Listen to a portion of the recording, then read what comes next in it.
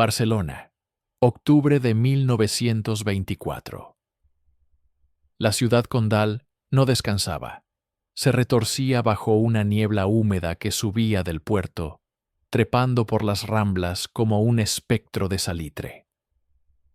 El eco de los cascos de los caballos sobre los adoquines del barrio gótico se mezclaba con el lejano chirrido de los tranvías que regresaban a las cocheras.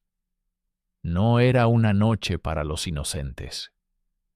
En la penumbra de un callejón cercano al mercado de la Boquería, una joven florista llamada Amparo recogía sus canastos, ajena a los dos pares de ojos que la observaban desde la oscuridad de un lujoso hispano-suiza, estacionado a pocos metros.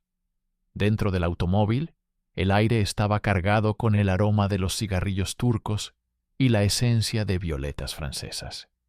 Javier del Soto ajustó su guante de cabritilla blanca, mientras su esposa, Isabel, acariciaba con una uña perfectamente limada el borde de una daga de acero de Toledo que reposaba sobre sus rodillas de seda.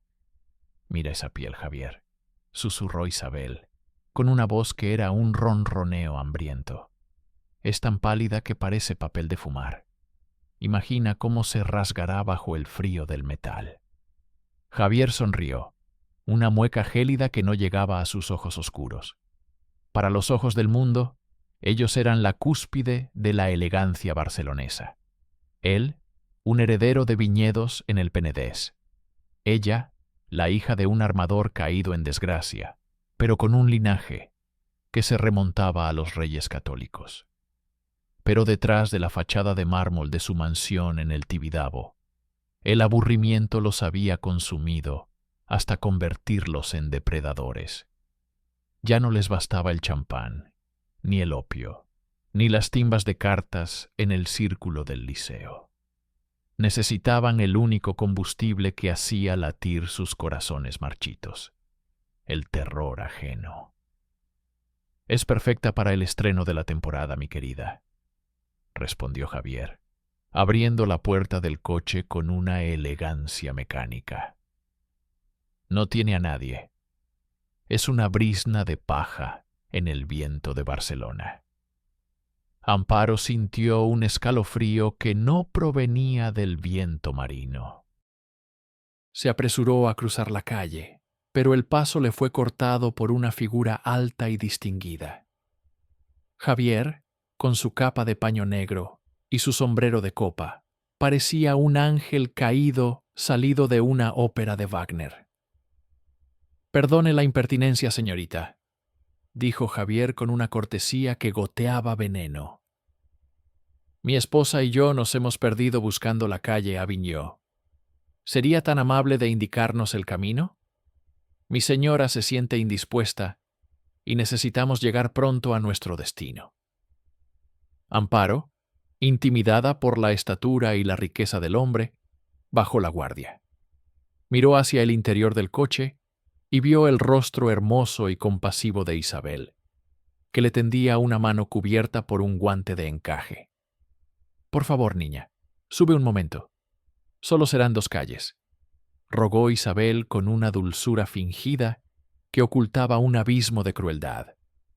La florista, educada en la servidumbre y la obediencia, cometió el error que sellaría su destino. Subió al vehículo. En cuanto la puerta se cerró con un golpe seco y pesado, el ambiente cambió. El olor a perfume ya no era embriagador, era asfixiante. Javier arrancó el motor y el potente coche rugió, alejándose de las miradas de los serenos y los noctámbulos. Amparo vio cómo Isabel dejaba de sonreír. La mujer de alta alcurnia sacó un pañuelo de seda empapado en una sustancia química dulzona y, antes de que la joven pudiera gritar, se lo presionó contra el rostro. «Dulces sueños, pequeña flor», murmuró Isabel, mientras los ojos de la joven se ponían en blanco. «Tu agonía será nuestra mejor obra de arte». El hispano-suiza comenzó a subir las cuestas del Tibidabo, alejándose de las luces de la ciudad y adentrándose en el silencio de los pinos. El juego acababa de comenzar. La mansión de los del Soto se erigía sobre la cima del Tibidabo como un colmillo de piedra blanca clavado en el cielo de Barcelona. Construida por un arquitecto modernista caído en desgracia, la estructura estaba llena de curvas sinuosas que recordaban a costillas de gigantes y gárgolas que parecían vigilar el ascenso de las nubes. Allí, tras los ventanales protegidos por pesadas cortinas de terciopelo carmesí, Javier e Isabel reinaban en una soledad aristocrática y perversa. Al llegar, los sirvientes, hombres y mujeres de edad avanzada, sordomudos, reclutados de provincias lejanas para asegurar el silencio, bajaron el cuerpo inerte de Amparo y lo llevaron a través de las cocinas hasta un montacargas oculto. Javier e Isabel subieron por la escalinata principal, donde el aroma a cera de abejas y a flores frescas intentaba enmascarar la atmósfera de estancamiento que reinaba en los pasillos superiores. Isabel se despojó de su abrigo de piel de zorro con una elegancia perezosa, revelando sus hombros pálidos bajo el vestido de seda. Se detuvo frente a un espejo de marco barroco y se retocó el carmín de los labios, observando su propio reflejo, con una satisfacción narcisista. ¿Crees que aguantará hasta el amanecer, Javier?, preguntó ella, sin apartar la vista del espejo. La última fue demasiado frágil. Se rompió antes de que pudiéramos empezar la segunda parte de la función.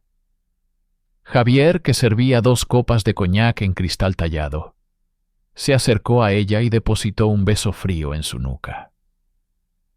He elegido a esta por su vigor, mi amor. Los trabajadores del mercado tienen una resistencia que la nobleza ha olvidado. Amparo tiene el corazón fuerte.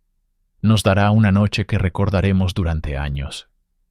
Su unión no era un matrimonio convencional, sino un pacto de sangre y sombras. Se habían conocido en un baile de máscaras en el Liceu 3 años atrás. Isabel había visto a Javier observar a una sirvienta con una mirada tan depredadora que en lugar de horrorizarse, se sintió fascinada. Esa misma noche, compartieron su primer secreto: la tortura de un gato callejero en los jardines de la ópera. Desde entonces, su pasión se alimentaba de la degradación ajena. Habían convertido el sótano de la mansión en una galería de entretenimiento, un espacio insonorizado con corcho y madera de roble, donde las leyes de los hombres y de Dios se detenían en el umbral. Para ellos, el mundo era un tablero de ajedrez, donde el resto de los seres humanos eran peones prescindibles. Javier veía en el dolor una forma de ciencia, Isabel una forma de poesía. No mataban por odio, ni por necesidad económica, ni por impulsos incontrolables. Mataban por el mismo motivo que los reyes de antaño organizaban cacerías, por la pura y embriagadora sensación de dominio absoluto sobre la vida y la muerte. «El escenario está listo», murmuró Javier, ofreciéndole la copa a su esposa. «Bajemos, mi vida. El público está ansioso y la protagonista está a punto de despertar». Bajaron por la escalera de servicio, una espiral de piedra fría que conducía a las entrañas de la mansión. Al abrir la puerta de hierro, el olor metálico de la sangre vieja y el aroma del desinfectante barato los recibió como una caricia familiar. Amparo estaba atada a una silla de madera pesada, iluminada por una sola bombilla que oscilaba sobre su cabeza.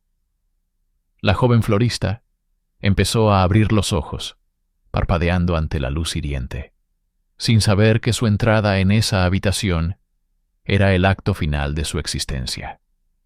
La luz de la bombilla desnuda bailaba sobre el rostro de Amparo, creando sombras grotescas que se alargaban por las paredes de corcho. Cuando la joven florista logró enfocar la vista, lo primero que vio fue el brillo de las perlas en el cuello de Isabel y el reflejo del acero en las manos de Javier. No había máscaras de compasión ahora, solo una curiosidad clínica y cruel.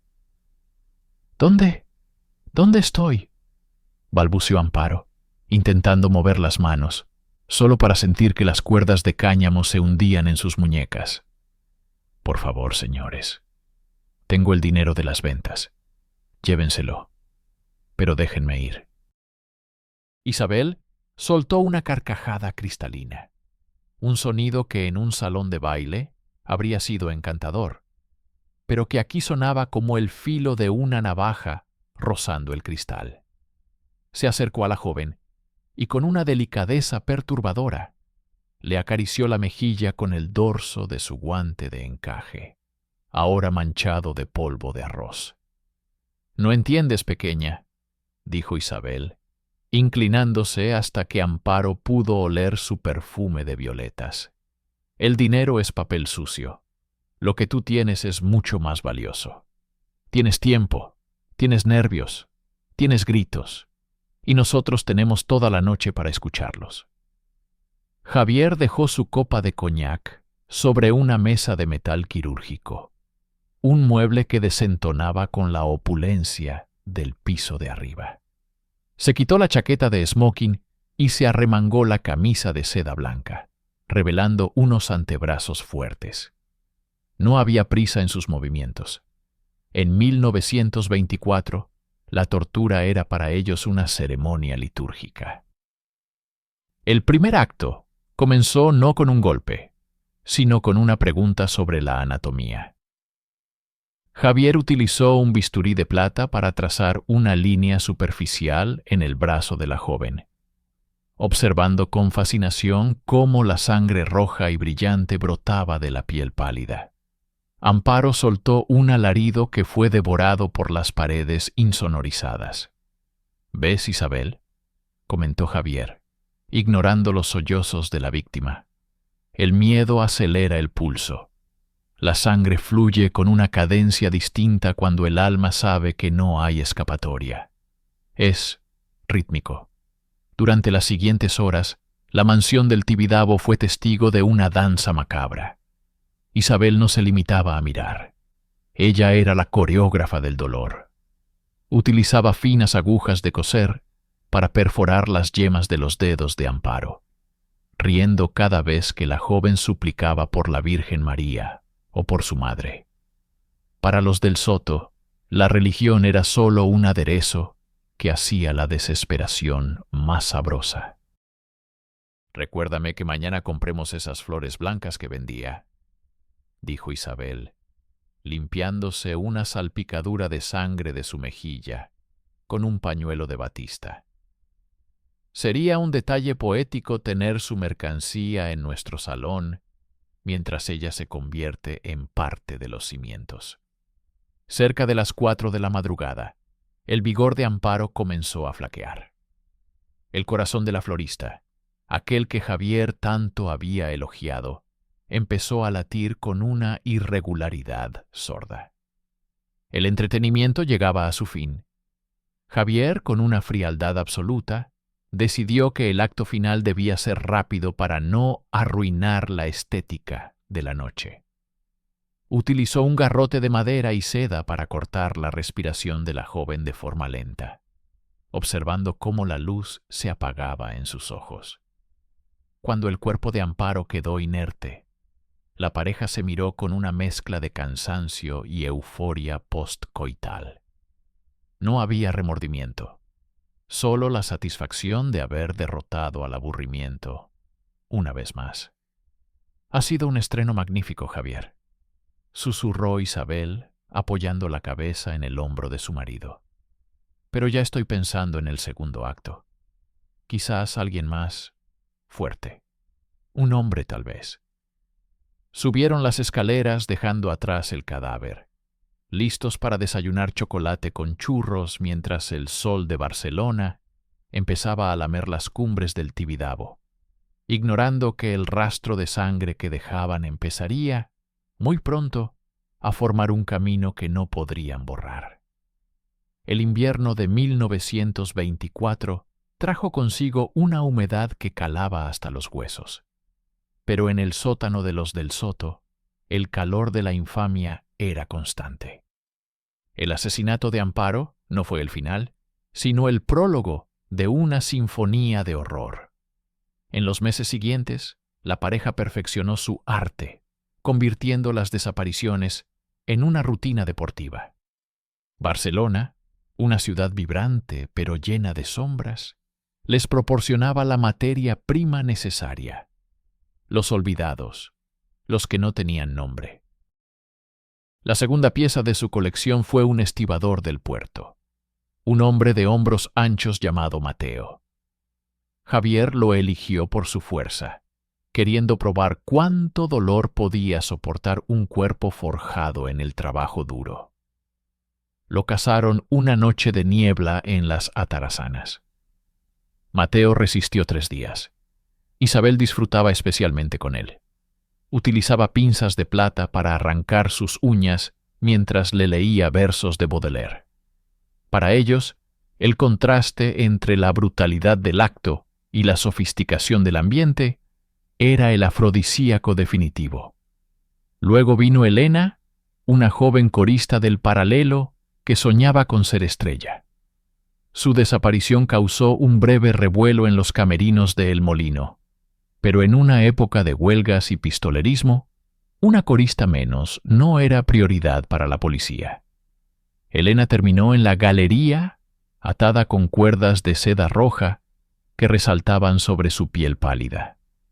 Isabel, con una envidia enfermiza por la juventud de la chica, decidió que su belleza debía ser deconstruida lentamente.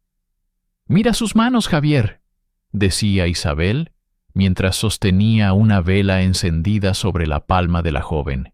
«Tan delicadas, hechas para aplaudir. Ahora solo sirven para suplicar». Javier no solo mataba, coleccionaba. En un arcón de madera de caoba guardaba los trofeos de sus cacerías: el relicario de Amparo, el reloj de bolsillo de Mateo, las horquillas de nácar de Elena. Cada objeto estaba etiquetado con la fecha y una breve nota sobre el comportamiento de la víctima. Sujeto 3. Resistencia física alta, vocalización persistente. Eran contables del dolor. La cuarta víctima fue un viajante de comercio francés que tuvo la mala fortuna de preguntarles la dirección del Hotel Oriente. Su desaparición fue más arriesgada, pero los del Soto se sentían invencibles. La sensación de ser depredadores en una ciudad de presas los embriagaba más que el mejor vino de sus bodegas. Sin embargo, la galería de agonía empezó a dejar huellas. Los cuerpos, lastrados con cadenas de hierro viejo de las construcciones modernistas de Javier, eran arrojados al mar desde un acantilado cerca de Garraf. Pero el mar de Barcelona tiene memoria, y las corrientes de aquel invierno estaban a punto de devolver a la superficie lo que los aristócratas creían haber enterrado para siempre. En la mansión, el ambiente se volvía cada vez más denso. El olor a muerte ya no se iba del todo con el incienso. Isabel empezó a usar más perfume, y Javier bebía más coñac. No era remordimiento, era la saciedad del depredador que, tras comer demasiado, empieza a volverse descuidado. La arrogancia de creerse por encima de la ley de los hombres les hizo olvidar que, en las comisarías oscuras de la Vía Layetana, alguien empezaba a unir los puntos de un mapa hecho de silencios y ausencias. El humo de los cigarrillos ducados flotaba como una cortina sucia en el despacho del inspector Alejandro Valls, en la Jefatura Superior de Policía de la Vía Layetana. Valls era un hombre joven, de apenas 30 años, con ojeras profundas y una obstinación que le había ganado el apodo de El Sabueso. Mientras la mayoría de sus colegas estaban ocupados persiguiendo anarquistas y pistoleros sindicalistas, Él tenía la mesa cubierta de informes de personas desaparecidas que nadie más quería leer. 4 nombres, comisario, dijo Valls, señalando las fotografías amarillentas sobre su escritorio de madera. Una florista, un estibador, una corista y ahora un ciudadano francés.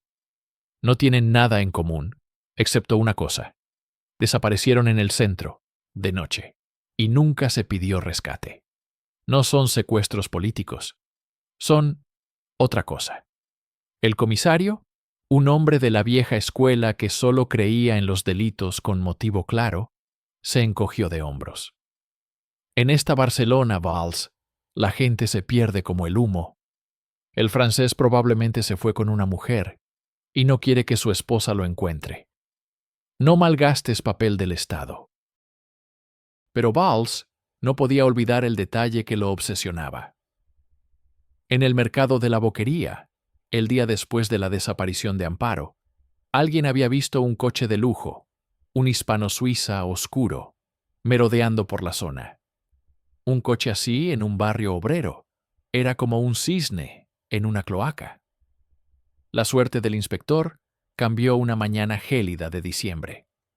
Unos pescadores de Garraf habían encontrado algo enganchado en sus redes. No era un pez, sino un brazo humano, o lo que quedaba de él, unido por un grillete a una cadena de hierro de fundición industrial.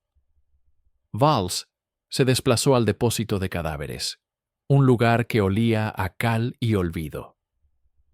El corte es limpio, inspector, dijo el forense, ajustándose sus gafas de montura metálica. No fue un accidente. Alguien con conocimientos de anatomía, o al menos con herramientas muy afiladas, desmembró el cuerpo para que los peces hicieran el resto. Pero la cadena es lo más interesante.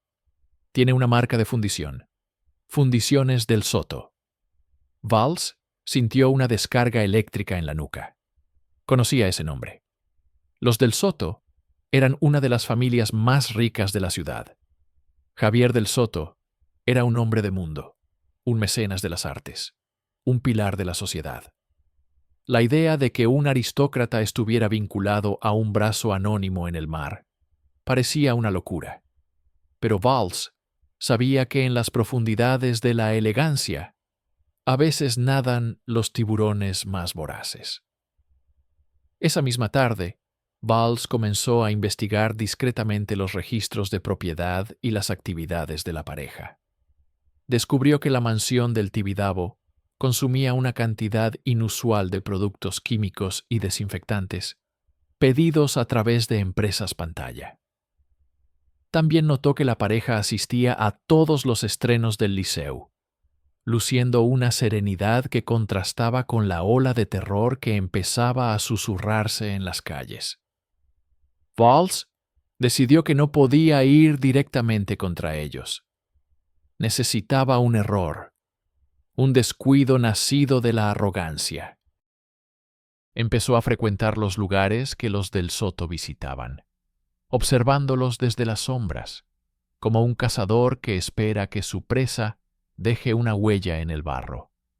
No sabía que, en la cima del Tibidabo, Isabel ya se había percatado de su presencia, y lejos de asustarse, sentía la excitante punzada de un nuevo desafío: cazar al hombre que los cazaba. La arrogancia es una droga de efecto lento, y para Isabel del Soto se había vuelto adictiva.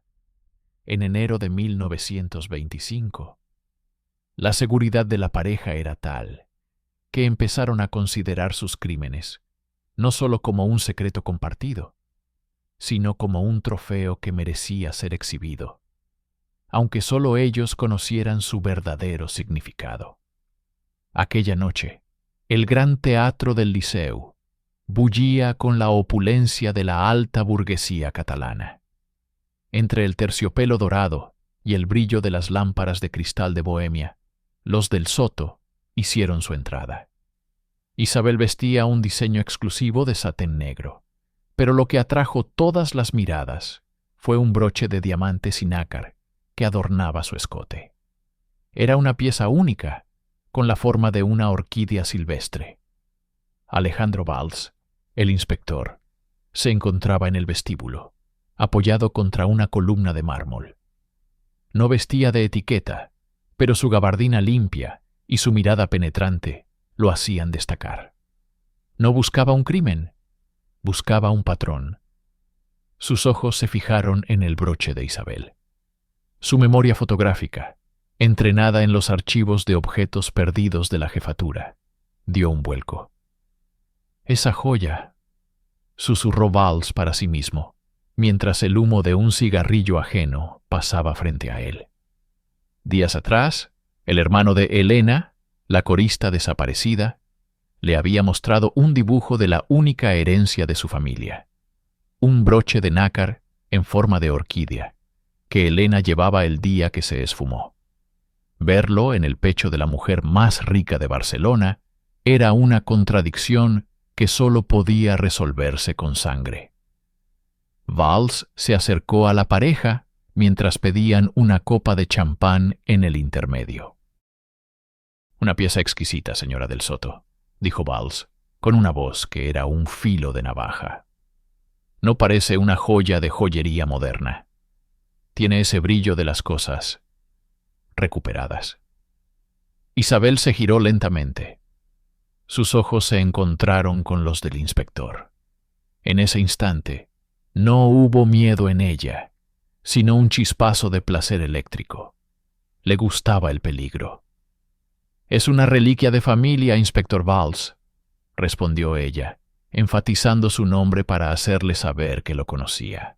«A veces, lo que otros pierden por descuido, nosotros lo atesoramos por su verdadero valor. ¿No cree?». Javier intervino, colocando una mano posesiva sobre el hombro de su esposa. Su mirada era una advertencia. «Mi mujer tiene un gusto impecable, inspector. Pero no sabía que la policía de Barcelona se dedicara ahora a la tasación de joyas en la ópera. ¿No tienen anarquistas que perseguir?». «El mal tiene muchas caras, don Javier», respondió Valls, sin parpadear. «Algunas llevan bomba y otras llevan seda, pero todas dejan una marca». La pareja se alejó con una risa contenida, pero el aire se había vuelto gélido entre ellos. Al llegar a casa, en la soledad de su salón iluminado por velas, Javier estalló. «Es una imprudencia, Isabel. Ese perro nos está oliendo los talones. El broche de la corista es una confesión en tu pecho». Isabel se desabrochó la joya y la dejó caer sobre la mesa de caoba. Su rostro estaba encendido por la excitación. «No seas cobarde, Javier. El inspector es solo otro peón. ¿No te das cuenta? Ha tenido la osadía de desafiarnos en nuestro terreno. Eso lo convierte en algo mucho más interesante que una florista o un estibador. Valls no quiere arrestarnos, quiere entendernos». Javier miró el broche y luego a su esposa. La locura de Isabel era contagiosa. La idea de casar a un oficial de la ley, de someter la voluntad del sabueso en su sótano, se convirtió en una obsesión inmediata. «Si quiere seguir el rastro de la sangre», dijo Javier, sirviendo 2 copas de coñac, «le daremos un camino que lo lleve directo a nuestra puerta. Pero será la última puerta que cruce». Esa noche no hubo víctimas de los barrios bajos. Los del Soto empezaron a planear su obra maestra, la caída de Alejandro Valls. Mientras tanto, en su pequeño apartamento de la calle Hospital, el inspector anotaba en su libreta: «Sujeto 2 porta propiedad de víctima 3. La arrogancia es total. Proceder con vigilancia extrema». La mansión de los del Soto, envuelta en la neblina perpetua de la sierra, se había transformado de un refugio de lujo en una fortaleza de espera. Alejandro Valls, el inspector, sabía que estaba pisando terreno minado. Durante 3 noches consecutivas, se había apostado entre los pinos y la maleza que rodeaban la propiedad. Oculto bajo una gabardina oscura, que se mimetizaba con la noche de Barcelona. Desde su posición, con unos prismáticos de latón, observaba el ir y venir de los sirvientes silenciosos y el parpadeo de las luces tras las cortinas carmesí. Valls no era tonto. Sabía que la visita al Liceu había sido un guante arrojado a la cara. Los del Soto sabían que él sabía. En la lógica de la Vía Layetana, un inspector solo subía al Tibidabo con una brigada de asalto, pero Valls no tenía pruebas suficientes para convencer al comisario. Tenía un broche que podría haber sido vendido, una cadena de una fundición familiar y un brazo en el mar. Necesitaba el matadero. Dentro de la mansión el juego era distinto. Isabel y Javier ya no se escondían. En el salón de fumadores, rodeados de mapas antiguos y libros de medicina, planeaban el rapto de la autoridad. «Está allí, en el linde de los pinos», dijo Javier, apartando apenas 1 milímetro la cortina. Su paciencia es casi tan admirable como su arrogancia. Cree que nos está casando, pero solo está marcando el tiempo de su propio funeral. Isabel, que bebía absenta en una copa de cristal soplado, sonrió con una languidez venenosa. «No lo mates de inmediato, Javier. Un hombre que busca la verdad merece encontrarla, aunque sea lo último que sienta. Quiero ver cómo se desmorona su rectitud cuando comprenda que su ley no tiene poder en este sótano». La noche del jueves, los del Soto decidieron que la espera había terminado. Javier salió de la mansión en el Hispano-Suiza, conduciendo lentamente hacia la carretera que bajaba a la ciudad. Valls, al ver el vehículo alejarse, cometió el error que los asesinos habían previsto. Creyó que la mansión estaba vulnerable. El inspector se deslizó entre las sombras, saltó el muro de piedra y se adentró en el jardín de estatuas modernistas que parecían retorcerse de dolor bajo la luz de la luna. No llegó a la puerta principal. Una sombra surgió de entre los cipreses. Fue un golpe seco, certero, con la culata de una pistola pesada. Valls sintió que el mundo estallaba en 1000 fragmentos de luz antes de ser engullido por una oscuridad absoluta. Cuando despertó, el frío del suelo de piedra le devolvió la conciencia. Estaba en la galería de entretenimiento. Sus manos estaban encadenadas a una argolla de hierro en la pared, el mismo tipo de cadena que él había examinado en el depósito de cadáveres. Frente a él, sentados en sillones de terciopelo que parecían tronos, estaban Javier e Isabel. Ella todavía llevaba el broche de la orquídea. «Bienvenido al corazón de la bestia, inspector Valls», dijo Javier, mientras encendía una lámpara de gas que iluminó los instrumentos quirúrgicos sobre la mesa. «Ha sido usted muy persistente. Es una lástima que su carrera termine en una fosa que nadie encontrará». Valls, a pesar del dolor punzante en la cabeza, mantuvo la mirada firme. Su voz, aunque ronca, no temblaba. «He visto los rostros de los que mataron. He visto a Amparo, a Mateo, a Elena. Ustedes no son artistas. Son solo basura con dinero». Y la basura siempre acaba en el vertedero. Isabel se levantó y se acercó a él, rozando su cuello con el frío acero de su daga. «El insulto es el último refugio del impotente, Alejandro. Aquí la única ley es nuestra voluntad. Y esta noche, nuestra voluntad es que tú nos enseñes cuánto puede resistir el alma de un hombre justo antes de romperse en 1000 pedazos». Javier se levantó y comenzó a preparar una jeringuilla de cristal. El aire en el sótano se volvió denso, eléctrico. Los del Soto estaban en su clímax, listos para su obra maestra. Lo que no sabían era que Valls, antes de subir al Tibidabo, había dejado un sobre lacrado en manos de un joven agente de confianza con una instrucción clara. Si no vuelvo al alba, quema la montaña.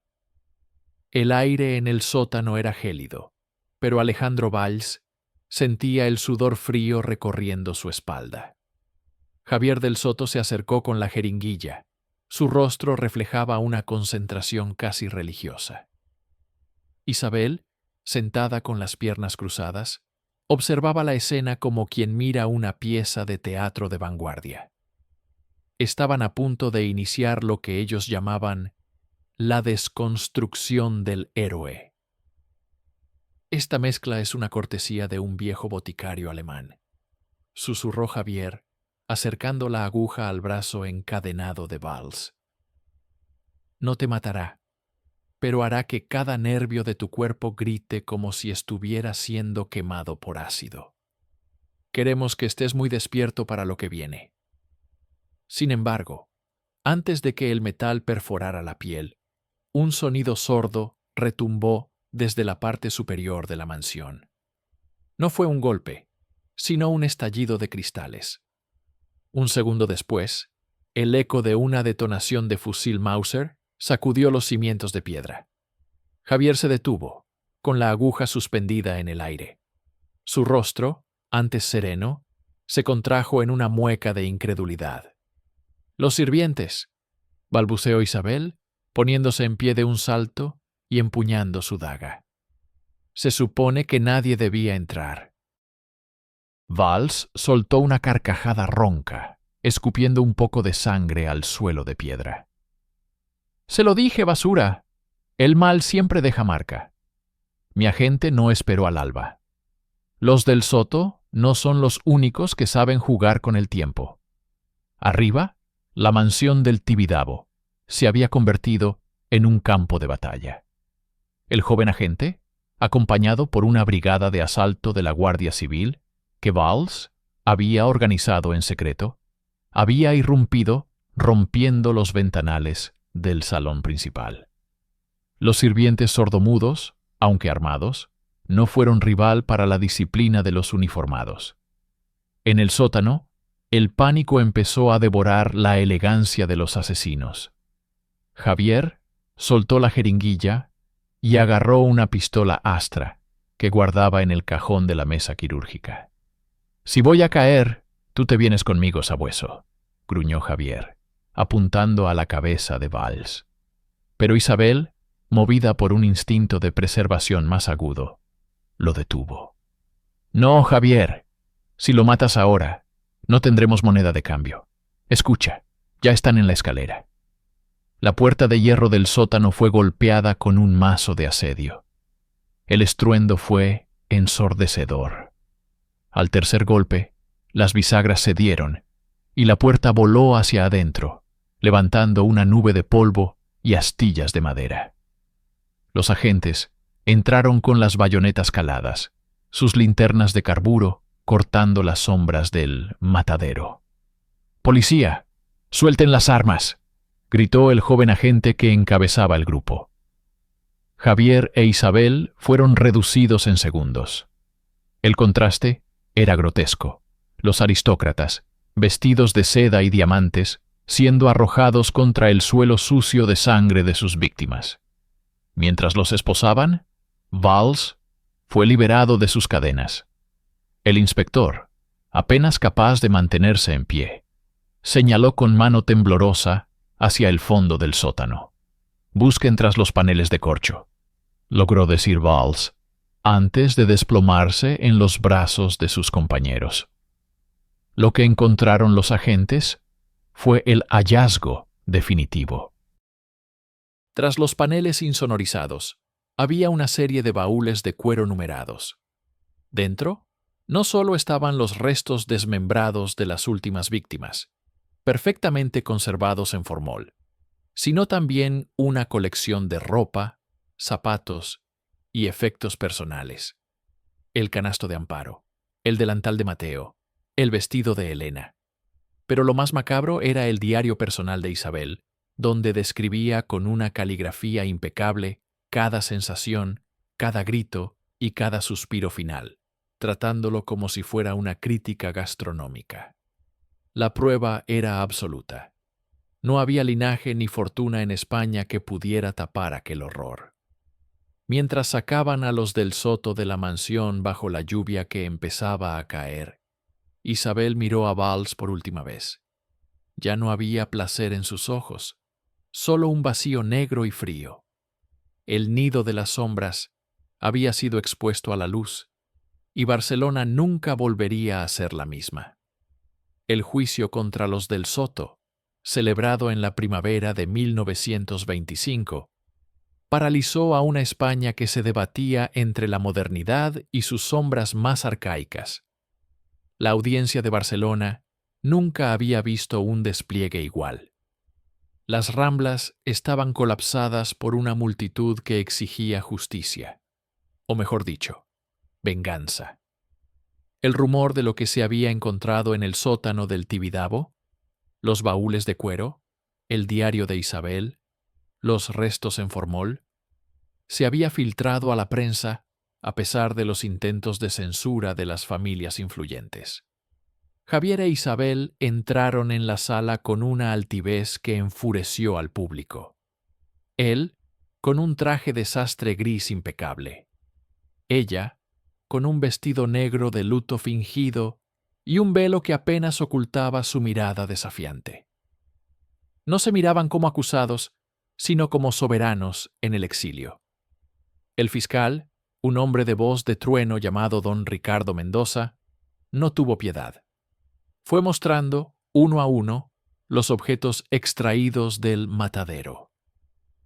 Cuando levantó el broche de la orquídea y llamó a declarar al hermano de Elena, el silencio en la sala era tan denso que podía cortarse.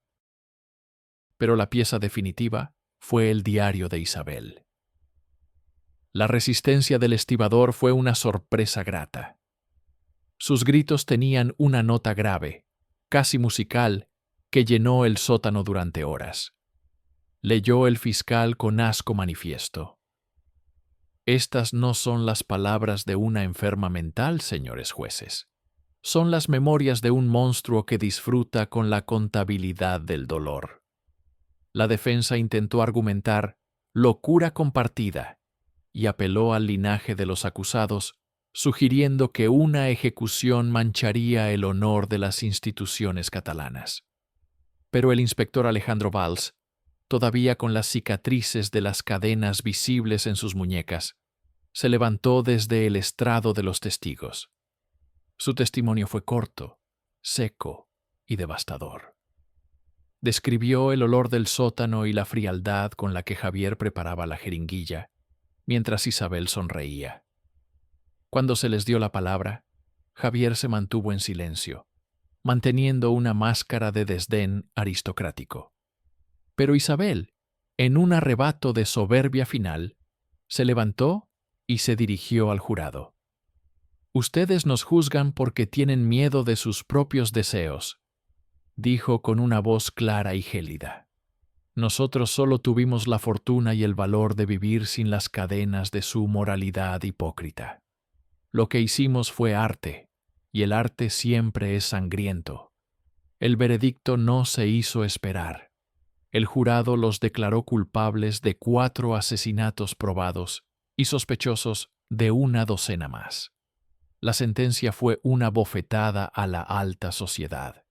15 años de reclusión mayor en prisiones separadas para asegurar que su vínculo perverso se rompiera, seguidos de la pena de muerte mediante fusilamiento al alba tras cumplirse el plazo, o en caso de que el gobierno denegara cualquier indulto, una ejecución inmediata. En 1925, para crímenes que sacudían los cimientos de la moral pública, la justicia de la dictadura de Primo de Rivera no permitía medias tintas. «Se les condena a la pena capital», sentenció el juez, golpeando el mazo. «Que Dios tenga piedad de sus almas, porque esta ciudad ya no la tiene». Al salir de la audiencia, la multitud rompió los cordones policiales. Tuvieron que meter a los del Soto en un furgón blindado, mientras los ciudadanos golpeaban el metal y gritaban: ¡Asesinos! Por primera vez, Javier e Isabel se miraron a través de la rejilla del furgón. La distancia que el juez había ordenado empezaba allí. El brillo de la seda y los diamantes se había apagado para siempre, dejando solo el gris del cemento de la prisión de hombres de la Modelo y la cárcel de mujeres del Escorts. El tiempo en la prisión Modelo de Barcelona no se medía en horas, sino en el goteo de la humedad contra el suelo de piedra. Javier del Soto, despojado de sus trajes de seda y reducido a un uniforme de sarga basta, envejeció 10 años en pocos meses. La soledad era su mayor tortura. Sin Isabel, sin su espejo de perversidad, no era más que un hombre vacío. Al otro lado de la ciudad, en la cárcel del Escorts, Isabel mantenía una actitud de fría aristocracia, rechazando la comida del penal y pasando las noches escribiendo cartas que nunca saldrían de su celda, dirigidas a un marido, que ya no existía para el mundo. El indulto nunca llegó. El régimen, necesitado de un castigo ejemplar para demostrar que la ley era igual para todos, incluso para los apellidos que daban nombre a las calles, ordenó la ejecución inmediata tras un intento de suicidio de Javier en su celda. La madrugada del 14 de mayo de 1925, Barcelona despertó bajo un cielo de plomo. El patio de la cárcel Modelo fue el escenario elegido para el acto final. Javier fue conducido al paredón primero. Caminaba con paso vacilante, escoltado por guardias civiles cuyos tricornios brillaban bajo la llovizna. No pidió confesión, pero sus labios temblaban. Justo antes de que le vendaran los ojos, se le permitió un último deseo. «Digan a mi esposa», balbuceó, mirando hacia las sombras de los muros, «que el espectáculo ha terminado». El pelotón de fusilamiento alzó los fusiles Mauser. El sonido metálico de los cerrojos fue el último eco de la elegancia de Javier del Soto. Un segundo después, una descarga seca rompió el silencio de la mañana. El cuerpo del aristócrata se desplomó como un títere al que le han cortado los hilos. 2 horas después, en el foso del castillo de Montjuïc, fue el turno de Isabel. A diferencia de su marido, ella caminó hacia el poste con una calma aterradora. Vestía de negro, con el rostro descubierto y una sonrisa leve, casi imperceptible, que recordaba a las gárgolas de su mansión. Cuando el oficial se acercó para vendarle los ojos, ella lo detuvo con la mano. «Quiero ver la luz», dijo Isabel, su voz firme como el acero de Toledo. «Es lo único que nos pertenece al final». Miró al pelotón no con miedo, sino con el desdén del que se cree superior incluso en la muerte. Para ella, ese momento no era un castigo, sino la culminación de su obra. Cuando el oficial gritó «¡Fuego!», Isabel no cerró los ojos. El impacto de las balas la arrojó contra el suelo, manchando de rojo el patio de piedra, cerrando así la crónica más sangrienta de la Barcelona de entreguerras. El inspector Alejandro Valls estuvo presente en ambas ejecuciones. Se quedó allí, bajo la lluvia, fumando un cigarrillo Ducados, hasta que los cuerpos fueron retirados en ataúdes de madera sin nombre. No sentía alegría, solo un peso que se desvanecía. Regresó a su despacho en la Vía Layetana y quemó el diario de Isabel. No quería que aquellas palabras de horror sobrevivieran a sus autores. La mansión del Tibidabo permaneció abandonada durante décadas, convirtiéndose en un lugar prohibido para los niños de la ciudad, quienes juraban que en las noches de niebla todavía se escuchaba el motor de un hispano-suiza subiendo la cuesta. Los del Soto, los amantes de la guadaña, habían pasado a la historia no por su linaje, sino por recordarle a Barcelona que el mal más puro no siempre nace en los callejones oscuros, sino que a veces se viste de seda y se sienta en los palcos de la ópera.